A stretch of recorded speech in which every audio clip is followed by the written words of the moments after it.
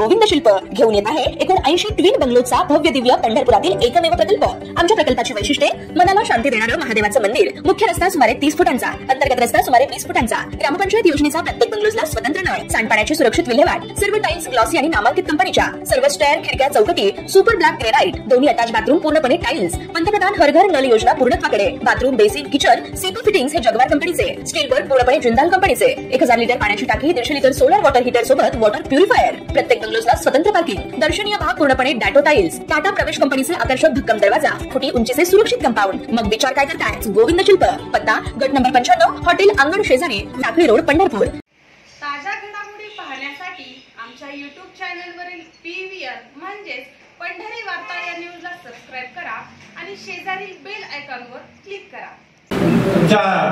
Manager साहब आपको देखो अभी नेक्स्ट हर मंथ में आढ़वा लेने वाला हूँ, लेकिन आपका ऐसा जो तकरार है आ रही है अभी वो बाद में नहीं आना चाहिए।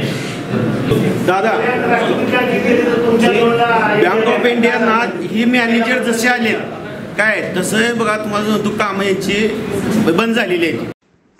पंढरपूर पंचायत समितीच्या शेतकरी सभागृहात आज पंढरपूर मंगळवेढा मतदारसंघाचे आमदार समाधान आवताडे यांच्या प्रमुख उपस्थितीत सन 2025 मधील तालुका कर्जवाटप समिती आढावा सभा आयोजित करण्यात आली होती। ज्या बँका पीक कर्ज, शैक्षणिक कर्ज, अण्णासाहेब पाटील महामंडळ, ओबीसी महामंडळ, मुद्रा कर्ज, विविध महामंडळ, सोसायटी संदर्भातील अडचणी किंवा खाजगी बँक कर्ज अशा इतर विषयांवर सभा संबंधित सर्व अधिकाऱ्यांच्या अशा अनेक योजनांच्या कर्ज वाटपासाठी सर्वच बँकेच्या अधिकाऱ्यांसोबत आढावा बैठक घेण्यात आली। बँकेनं कर्ज वाटपाचे निर्धारित केलेले उद्दिष्ट पूर्ण केलं पाहिजे अशा सूचना यावेळी आमदार आवताडे यांनी संबंधित बँक अधिकारी व कर्मचारी यांना दिल्यात। शेतकऱ्यांना कर्ज वाटप वेळेत आणि कसलाही त्रास होणार नाही याची काळजी घेण्याच्या सूचना यावेळी देण्यात आल्या। तर या बैठकीस उपस्थित राहून अनेक ग्रामस्थांनी बँकांकडून कर्ज मिळण्यास येणाऱ्या अडचणी मांडल्या। यावेळी काही अधिकारी विविध योजनेअंतर्गत देण्यात येणाऱ्या व दिलेल्या बँक कर्ज प्रकरणांची तपशीलवार माहिती देत नसल्यानं काही वेळ आमदार आवताडे यांचा पारा चढल्याचं दिसून आलं। ते पुढे बोलताना म्हणाले की बँकांच्या कर्मचाऱ्यांनी बँकेत आलेल्या शेतकरी ग्राहकांशी व्यवस्थितरित्या संवाद साधावा। लाडकी बहीण योजनेचे पैसे, पीक विमा रक्कम व इतर अनुदान कर्ज खात्यात जमा करू नये। ज्या कर्जदाराला इन्शुरन्स घ्यायचा नसेल तर त्याला इन्शुरन्स घेण्यासाठी जबरदस्ती करू नये। कर्ज वाटपाबाबत गावोगावी मेळावे घेऊन शासनाच्या आदेशानुसार सिबिल न पाहता गरजू लोकांना वेळेत कर्ज उपलब्ध करून देण्यात यावं अशा सूचना सर्व बँकांच्या अधिकाऱ्यांना केल्या। बँक ऑफ इंडिया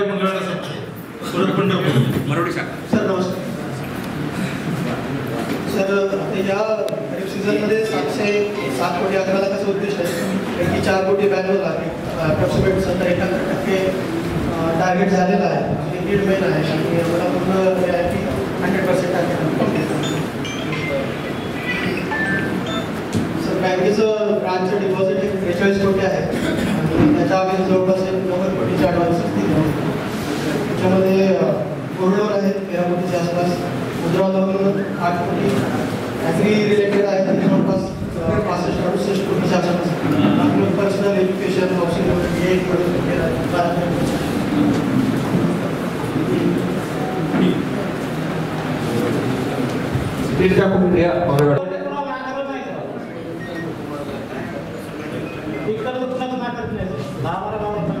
मार्च महिन्यामध्ये मी चालू होतो साहेब तुमच्या काही अडचण होती त्याच पाहिजे मी स्टेट बँकेकडे दिल्या। स्टेट बँकेने काय